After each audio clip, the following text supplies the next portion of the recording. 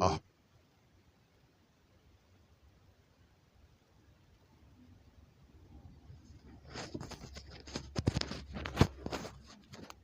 There was a man in the land of Uz, whose name was Job, and that man was perfect and upright, and one that feared God, and eschewed evil. And there was born unto him 7 sons and 3 daughters. His substance also was 7,000 sheep and 3,000 camels. This part stands out to me. It is 7 sons and 3 daughters, 7,000 sheep and 3,000 camels. That's 7 and 3. 7 and 3. And 500 yoke of oxen and 500 she asses, and a very great household. So that this man was the greatest of all the men of the east. 7 sons and 3 daughters, 7,000 sheep and 3,000 camels, and then 5 and 5, 500 yoke of oxen and 500 she asses. 7, 3, 5, and 5, 7,355. Yeah. And his sons went and feasted in their houses, every one his day, and sent and called for their 3 sisters to eat and to drink with them.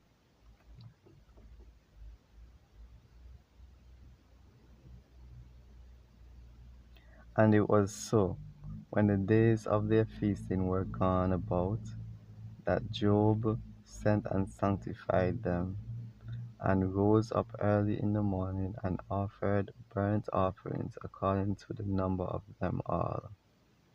For Job said, It may be that my sons have sinned and cursed God in their hearts. Thus did Job continually. So Job was like,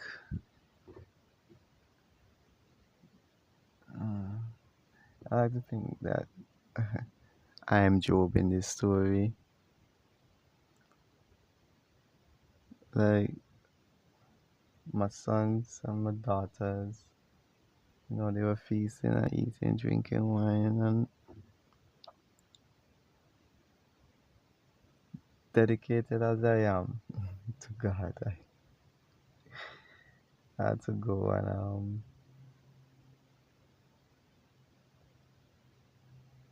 sanctify them. It says I went to sanctify them. Sanctify how? Okay, so Job went to sanctify them. Rose up early by rising. Went. Okay, and it says, and it was so when the days of their feasting were gone about, that Job sent and sanctified them.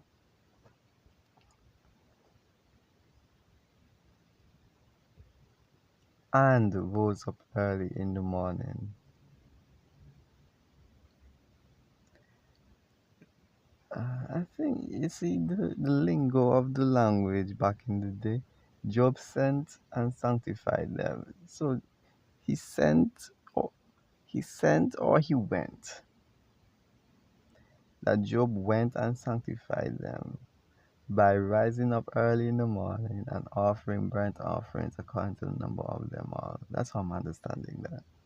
For Job said, It may be that my sons have sinned and cursed God in their hearts.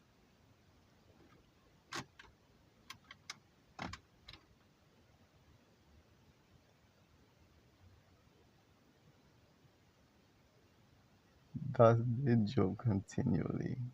That's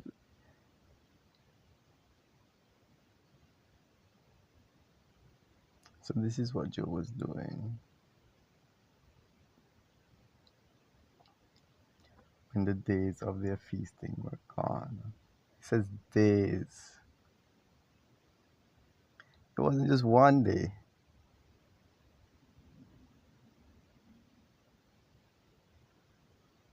Or is it mean to? And it was so when the days of their feasting were gone about. Okay, so when they done eat and they done drink, Job offered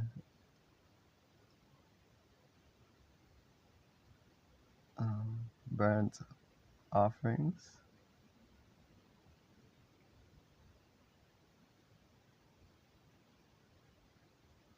And Job did this. Job got up early in the morning to do this.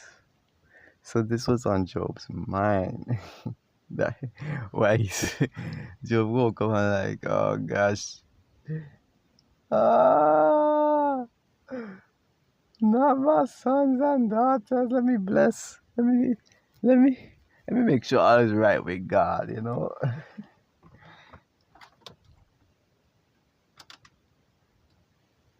Now there was a day when the sons of God came to present themselves before the Lord, and Satan came also among them. So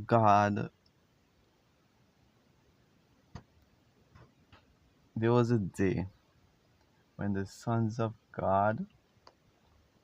That's that's interesting. The sons of God. Who are the sons of God?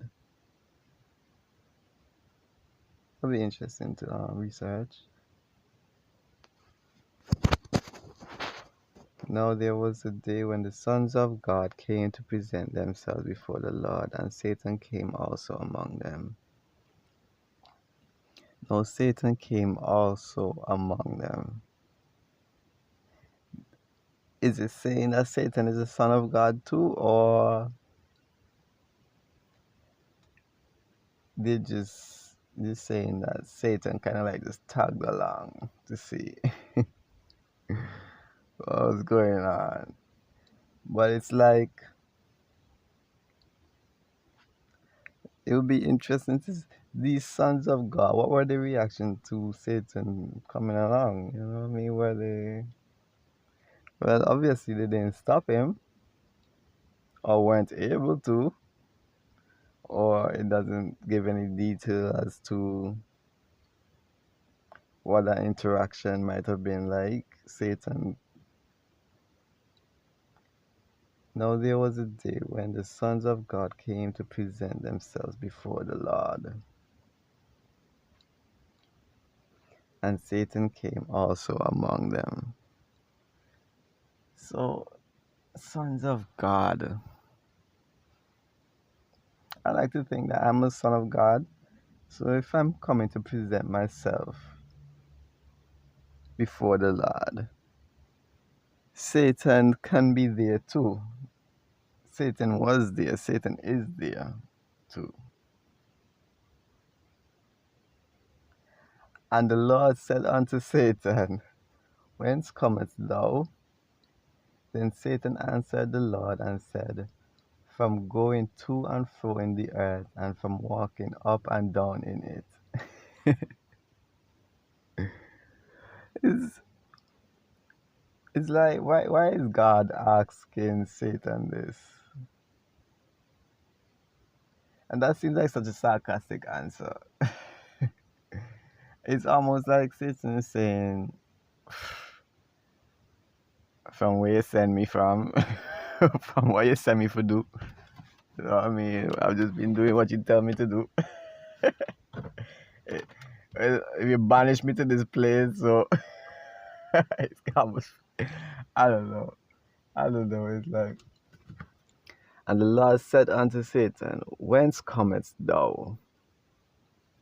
From where you come from? Where you come from? Then Satan answered the Lord and said, just they walk around the place, I'm gonna see them, I'm gonna just tag along, you know what I mean?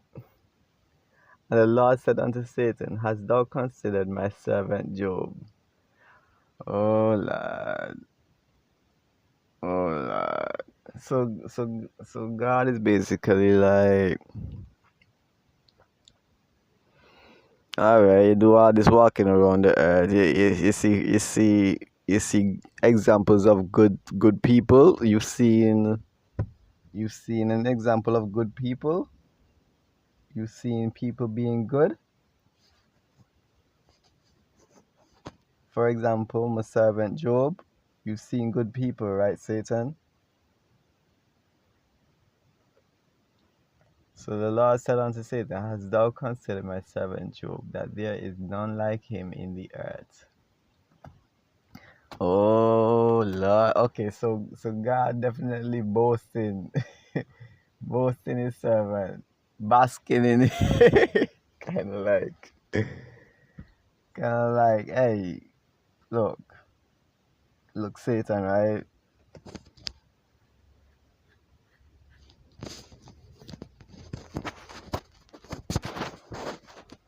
Look, there's good people. You see good people around these parks, right? You seeing them, right? And it makes you have to think about things, right? A perfect and upright man, a perfect and an upright man, one that feareth God and escheweth evil. I'm sorry if I'm butchering the pronunciation of these words. Then Satan answered the Lord and said, doth Job fear God for naught? Oh, Satan spitting bars. Satan clever. Satan like, hey, yeah, yeah, but it's crazy.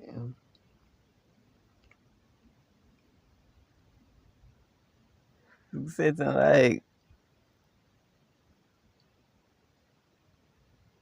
God, help me understand. I think Satan is trying to understand something, no?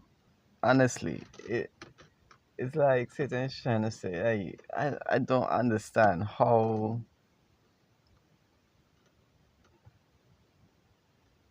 a man can be so upright. The, that Job fear God for no reason. For it, it's almost implying something, but the next verse says what he's trying to imply. Has not thou made an hedge about him, and about his house, and about all that he hath on every side?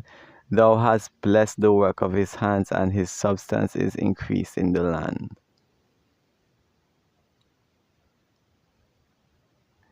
So Satan is like,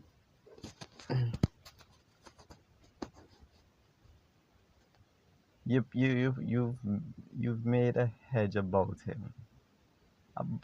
You've made a hedge about him, and about his house, and about all that he had on every side. So basically, seems like, okay, well, you've offered so much protection to this man that ain't no way he not fear you. Or it's like saying, you see, it's interesting that they use the word fear, as though, would you fear the man? It's interesting Satan says fear here, because that Job fear God for for naught. Has not thou made an hedge about him, and about his house, and about all that he had on every side? Thou hast blessed the work of his hands, and his substance is increased in the land. So it's like, God, listen, I'm trying to understand. I'm trying to understand something, God. Yeah, right? But Satan used the word fear. This word fear. I'm trying to think of it like Job respect God for not, but he doesn't use the word respect. He used the word fear. But the word fear could mean respect, I guess, in this context. Because why would you use the word fear and then go on to say, has not thou made an hedge about him, and about his house, and about all that he had on every side? Thou hast blessed the work of his hands, and his substance is increased in the land. But is that something to be fearful of God for? Like, unless he's saying, like, fear. Job worships you like this because he fears to lose what he has gotten from you. It's like that. That's how I'm thinking. He Satan means fear now. Like he's saying that Job doesn't fear you, God. He fears losing the things that he has. That's how I'm thinking. Does Job fear God for not?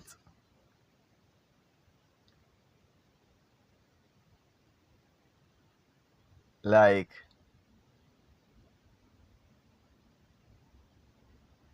he's like saying,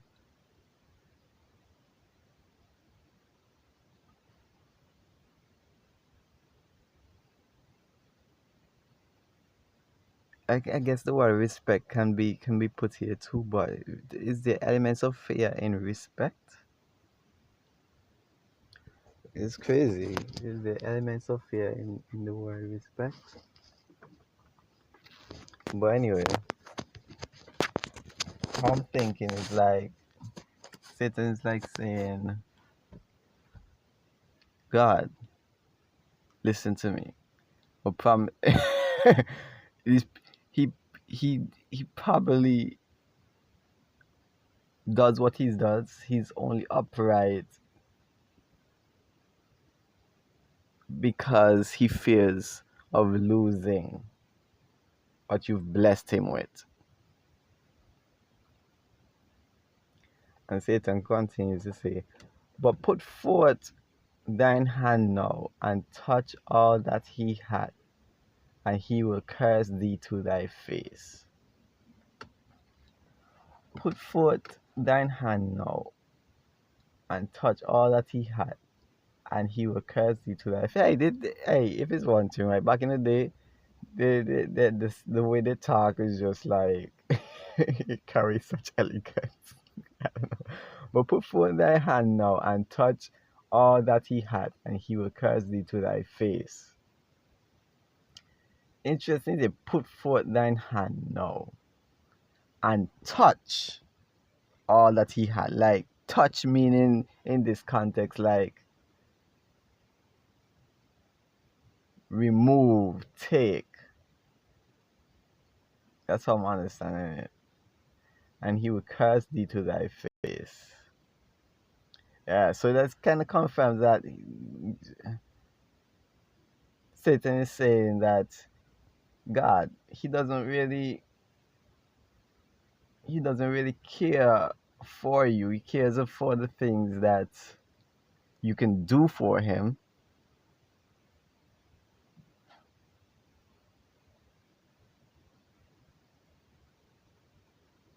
He cares for the things that you can do for him. And the Lord said unto Satan, behold, with a capital B, behold, all that he hath is in thy power. And the Lord said unto Satan, behold, all that he hath is in thy power. Whose power? Whose power is God talking about? Is he saying that all that he hath is in thy power? Only upon himself put not forth thine hand. So Satan went forth from the presence of the Lord. Okay.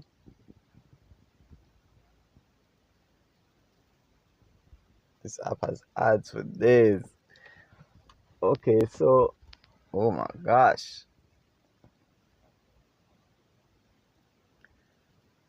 This is your heart rate monitor. Interesting.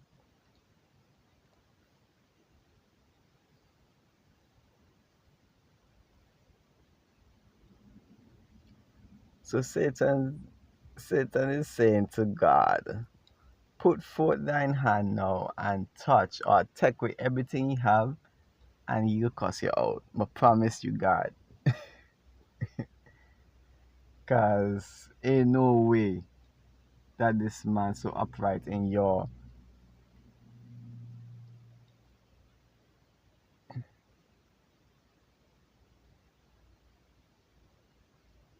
glory just for being upright in your glory's sake.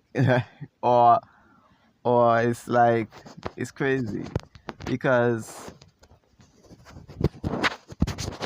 I'm trying to get what Satan is saying. Like Satan is trying to like say,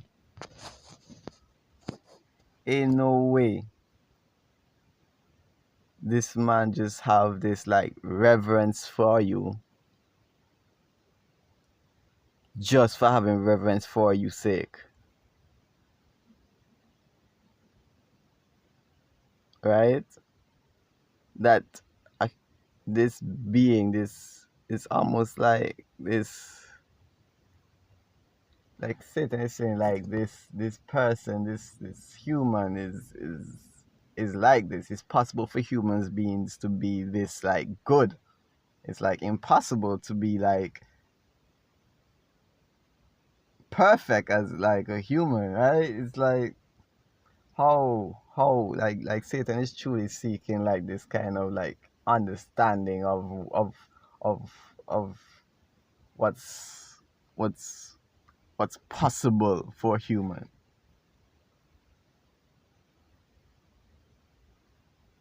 So Satan said to God, put forth thine hand now and touch all that he had, and he will curse thee to thy face. And the Lord said unto Satan, behold, all that he had is in thy power. Only upon himself put not forth thine hand. So it seems okay. So Satan says, put forth thine hand now and touch all that he had. And Lord say, only upon himself put not forth your hand.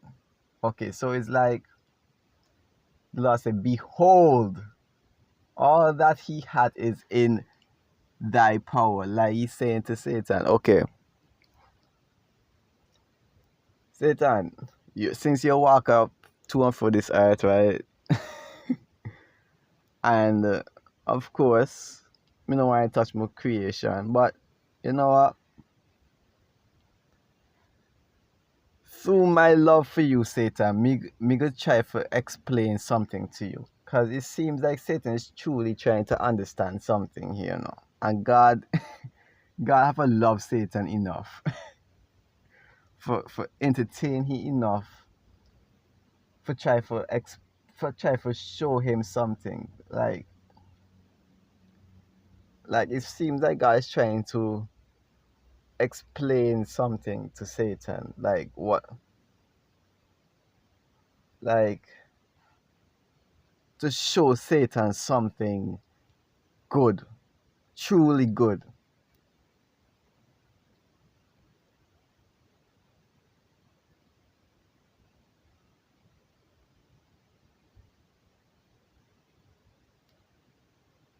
So verse 12 says, and the Lord said unto Satan, behold, all that he hath is in thy power.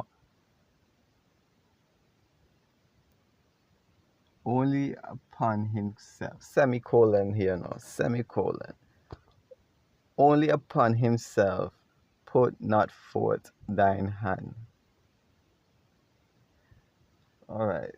I'm trying to see if I'm understanding this verse correctly. So Satan went forth from the presence of the Lord. And the Lord said unto Satan, behold, all that he had is in thy power. It's in whose power specifically? He's saying that he's giving Satan the power over all that he has, all that Job has. Is that what it's saying? Behold, all that he had is in thy power. So Satan said to the Lord in verse 11, but put forth thine hand now. And it seems like the Lord put forth his hand and did touch all that. Through Satan, the Lord put forth his hand. It seems that way. Is this put forth thine hand now? Like this, put forth your hand. But the Lord is saying to Satan, although I'm giving you this power over all that he has, only upon himself put not forth your hand. Like, I'm putting forth my hand through you, Satan, by granting you the powers.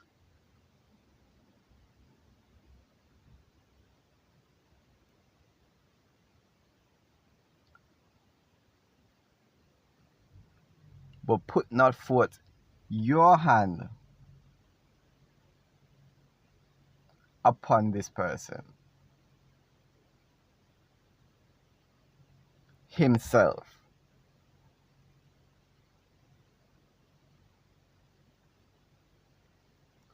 He says, so Satan went forth from the Lord, from the presence of the Lord.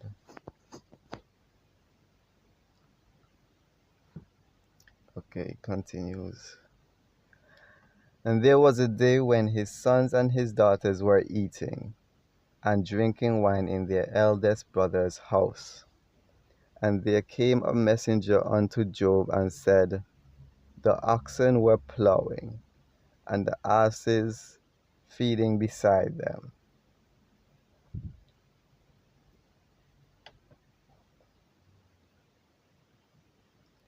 And the Sabines fell upon them and took them away. Yea, they have slain the servants with the edge of the sword, and only am escaped alone to tell thee. Okay, so after this whole conversation between Satan and God, it seems like on a different day, not sure how far, there was a day when his sons and his daughters were eating and drinking wine in their eldest brother's house. And there came a messenger unto Job and said, the oxen were plowing, and the asses feeding beside them. Alright, we were putting the oxes to work, and the asses were eating, right? And the Sabines fell upon them. I'm not sure what Sabines are, or who Sabines are. And the Sabines fell upon them and took them away. Yea, they have slain the servants. Okay, so Sabines seem like a group of people. So a group of people fell upon the oxen that were plowing and the asses that were feeding,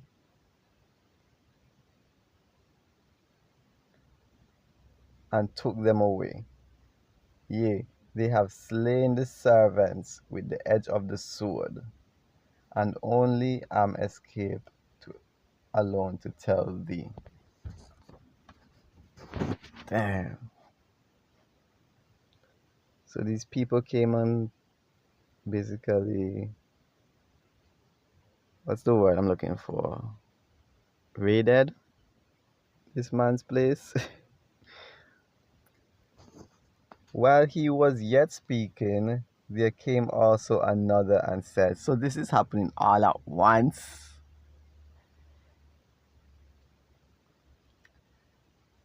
There came also another and said, the fire of God is fallen from heaven, and hath burnt up the sheep and the servants, and consumed them.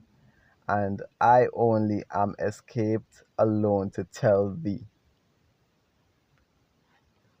Ah ha ha, ah ah ah ah ah ah ah. So fire of God fall from the sky, burn up everything, and this one person escaped.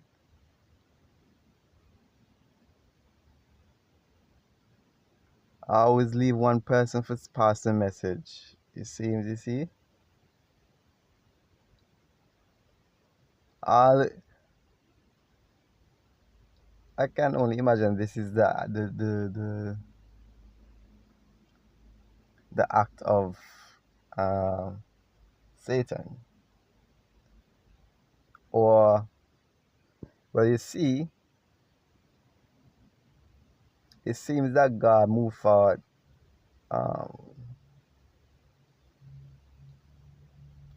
The Lord put forth his hand.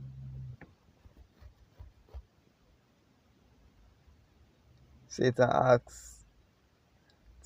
was saying to the Lord, but put forth thine hand now and touch all that he had. And it seems like all that he's have is being touched. It's being touched a lot. I don't know. Through Satan, but nevertheless, it seems the Lord said, behold, all that he hath is in thy power. That behold, all that he hath is in thy power. So if we're looking at verse 12, we're saying, and the Lord said unto Satan, behold. Right after Satan said in verse 11, put forth thine hand now and touch all that he hath, and he will curse thee to thy face. Satan says he will curse thee to thy face. And the Lord said unto Satan, behold. So it says, Satan said to the Lord, but put forth thine hand now.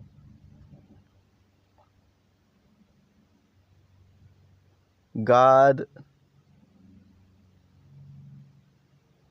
said the word. You see, when God put forth his hand, it's like he's sending the word.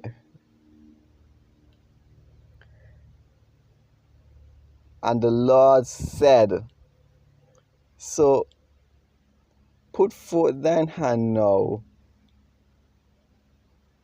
The Lord said,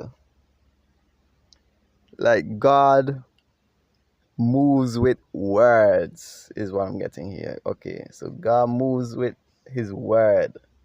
God puts forth his hand through word. Words are actions to the Lord, it seems.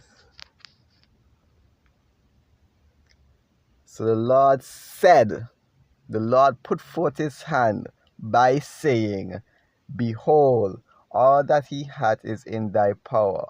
Only upon himself put not forth thine hand. So Satan went from the Lord, from the presence of the Lord. Only upon himself put not forth thine hand. Where would God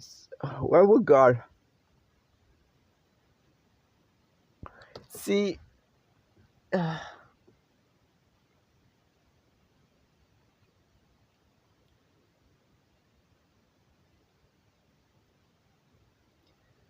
From this, I can't help but think that Satan is an extension of God now. And it doesn't quite seem like God is a person. It's not quite like that. It's like, who is Satan speaking to? Like what Satan is,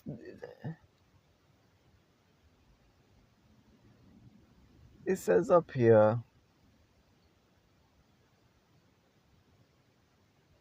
now there was a day when the sons of God, verse 6, now there was a day when the sons of God came to present themselves before the Lord, and Satan came also among them.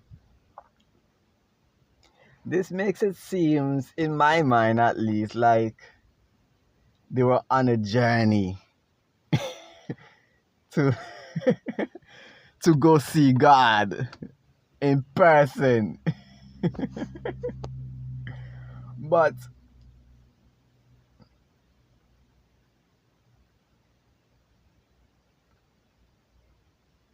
but God don't.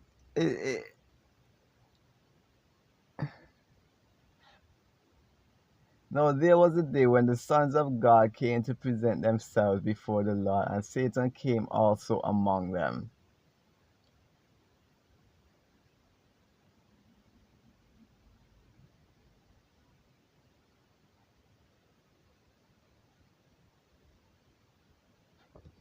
Okay, so Satan came among them. So among them meaning within the same vicinity, together, all at once. That's what I'm right. That's not what I mean. But I'm thinking like physically, right? Like almost like going to the top of the mountain. But it doesn't make any distinction where they went to see God. You know what I mean?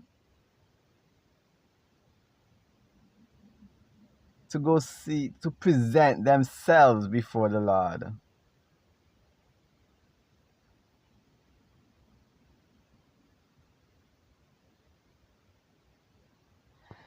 So this could very well just be in like a church or something, and they just went to the altar together,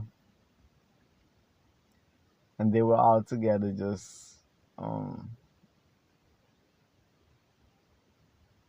presenting themselves to the Lord in that way. Or it could just be that they weren't even close to each other, but in like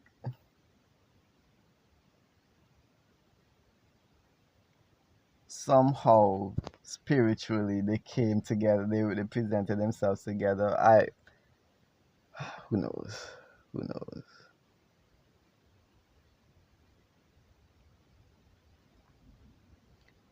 Who knows? Kind of went on a tangent there, kind of forgetting my point of going back there. Not gonna lie to tell you, but let's keep going.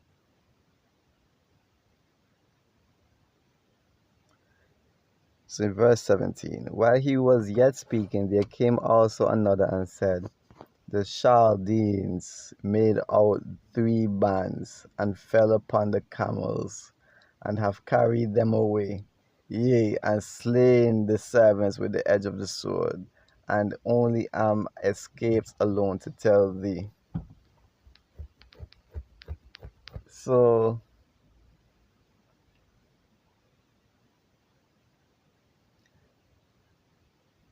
left the messenger, right? Do all the damage and left the messenger. Like, this is how Satan works. Do he badness, or do his deed and left the messenger. While he was yet speaking, there also came another and said, thy sons and thy daughters were eating and drinking wine in their eldest brother's house. And behold, there came a great wind from the wilderness, and smote the 4 corners of the house, and it fell upon the young men, and they are dead. And I only am escaped alone to tell thee. So where the daughters? The daughters are fine then, because he had 7 sons and 3 daughters. And behold, there came a great wind from the wilderness, and smote the 4 corners of the house, and it fell upon the young men, and they are dead. and only am escaped alone to tell thee. So it seems, not sure about the women, his daughters. He says the young men. Then Job arose and rent his mantle and shaved his head and fell down upon the ground and worshipped and said, Naked came I out of my mother's womb, and naked shall I return thither, or thither, or however it's pronounced, I'm not sure. The Lord gave, and the Lord had taken away. Blessed be the name of the Lord. In all this Job sinned not, nor charged God foolishly.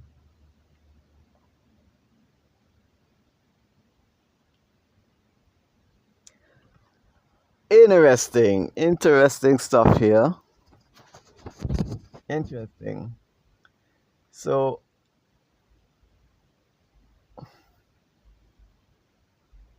now it means that the question of what verse was it? Verse 9. Then Satan answered the Lord and said, Doth Job fear God for naught? Job only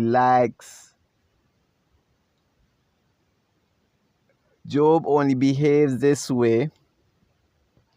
Satan is saying Job only behaves this way because of the things Job fear the Lord will take away from him.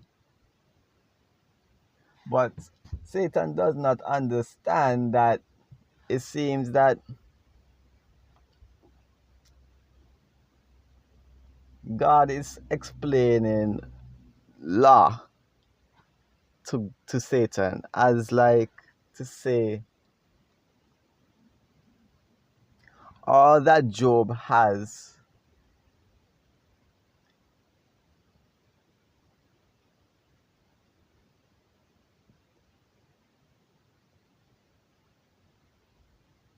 or all that Job is or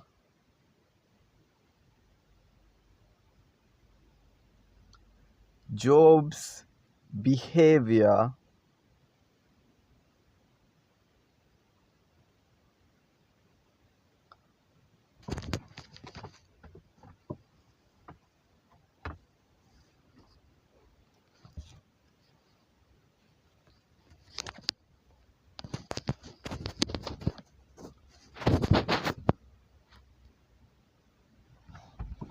Job's behavior or Job's integrity or uprightness isn't because he fears that the Lord will take away his blessings. It's not out of fear that the Lord will take away his blessings.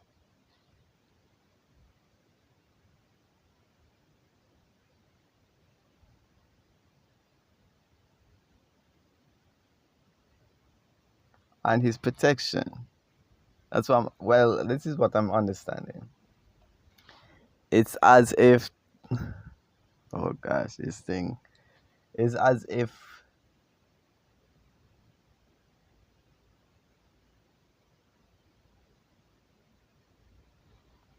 one thing okay, let me start again then. Oh, Satan is saying in verse 9, Doth Job fear God for naught? Meaning Satan has not perfect understanding, or Satan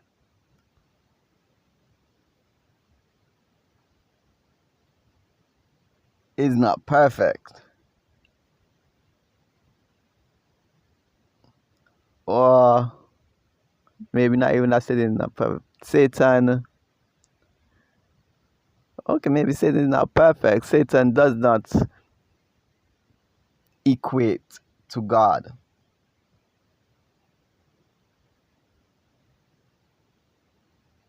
This is what I'm getting. Satan does not equate to God. So my previous thoughts, like God used Satan,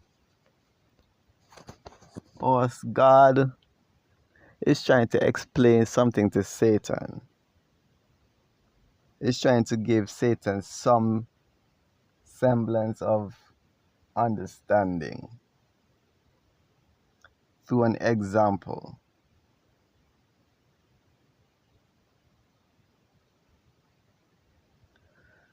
That all that Job is and Job has, or what Job is doing, isn't because he fears that the Lord will take away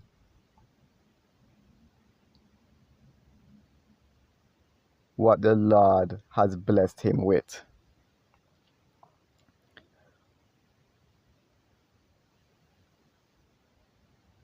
But the Lord has blessed him with all that he has because of his fear for God.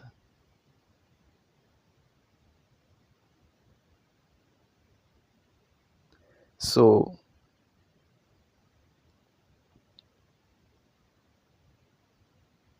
the blessings of the Lord were given to Job because of his fear for God.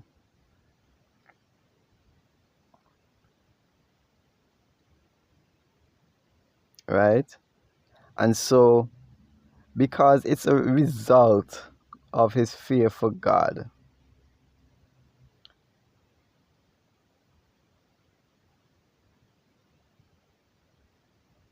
then it had no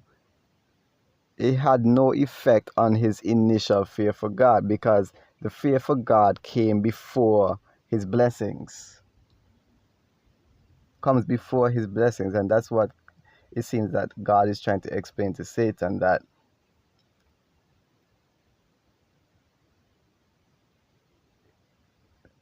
before any of what he has had in his life, all his blessings, all the protection, his fear came first. His fear for God came first.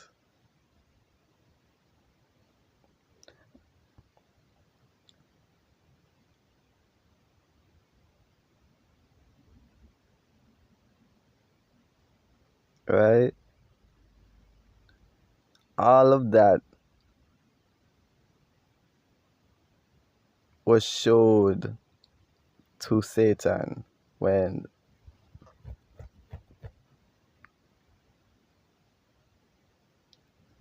Job arose. Then Job, verse 20, then Job arose and rent his mantle. I don't know, I feel like rent his mantle kind of means like, all right, kind of pull up his pants, shaved his head, meaning like rent his mantle and shaved his head and fell down upon the ground and worshipped. It's like saying rent his mantle and shaved his head, meaning like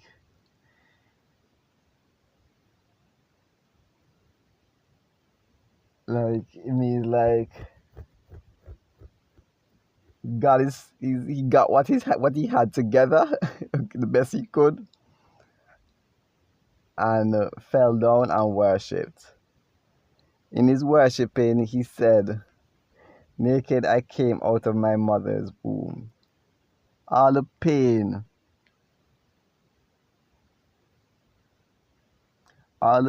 of losing his, because it's still painful. It's not like, okay, he fears God, but there still seems to be some acknowledgement here that what Job experienced was experiencing in that moment was still like suffering to some extent, right? It's still like, man, lost everything. Everything is just gone. There was some attachment,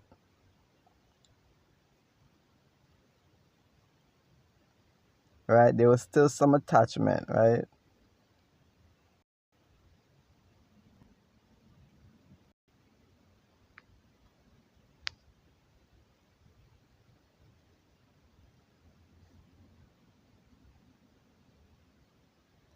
Because that was God. This is Job's reaction to all of this happening all at once. Rent his mantle and shaved his head. Like, gird your loins. Like, he just.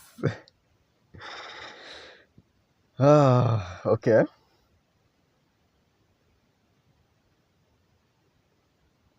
And Job said, naked came I out of my mother's womb, and naked shall I return thither. There. The Lord gave, and the Lord had taken away. Blessed be the name of the Lord. And Job just understood what was happening. It almost seems that way. Like, okay, God can take and God can take away. Like Job was learning here too. Like this came this moment of like just this recognition, like this teaching moment for Job as well. Like the Lord gave and the Lord had taken away. And it's almost like with a grin on his face, like, blessed be the name of the Lord. You know, in all this, Job sinned not nor charged God foolishly. Like Job was just like, it seems like I'm getting this like ear of like curiosity. Job was like, interesting. This can happen. Interesting. I'm not gonna sin. Like Job was just like a like a true servant. Like, interesting. Okay, you don't want me to have these things anymore. Like, all right, Lord. Okay, I'll leave it there for this. I'll leave it there for now. Maybe I might revisit it.